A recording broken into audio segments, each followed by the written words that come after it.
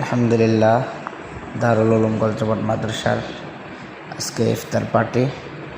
আমাদের মাদ্রাসার বিল্ডিংয়ের যে মালিক সে ইফতার দিতেছে। এই যে আমাদের মোহতামিম সাহেব হুজুর ইফতারগুলা বন্টন করে দিতেছে, দেখতে পাচ্ছেন।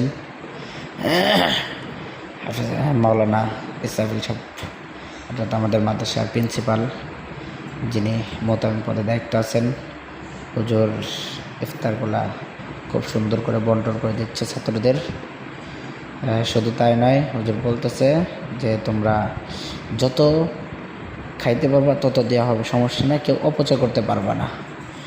তোমাদের যা লাগবে যতটুকু খাইতে পারবা ততটুকু নিবা, কেউ অপচয় করতে পারবা না। একথা আমাদের মোহতামিম হুজুর বলছে।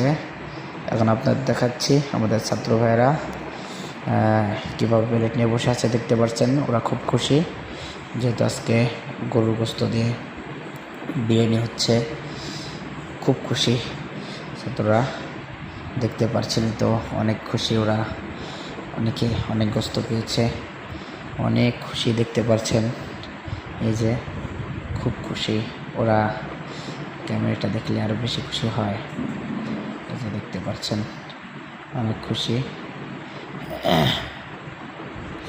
এরপরে এই যে দেখতে পাচ্ছেন আমাদের বিল্ডিংয়ের মালিকের ছোট ভাই, এই যে না মোহাম্মদ তাহসিন, ও হেফজ করতেছে, দোয়া করবেন ওর জন্য। এই যে দেখতে পাচ্ছেন ছাত্রদের দেখানো হচ্ছে,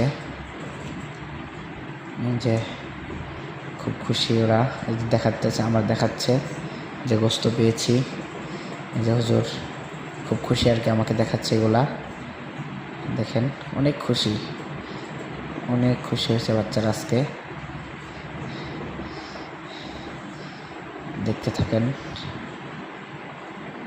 অপরূপ দৃশ্য। কোরআনের পাখিদের এখন দোয়া করতেছে, সকলের জন্য দোয়া করা হচ্ছে।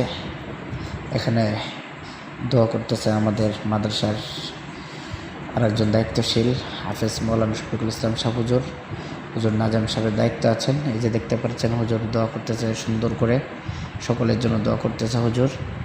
এর সাথে ছাত্র ভাইয়েরাও দোয়া করতেছে, সবার জন্য দোয়া করা হচ্ছে, দেখতে পাচ্ছেন। হ্যাঁ, ছাত্ররাও দোয়া করতেছে সবার জন্য।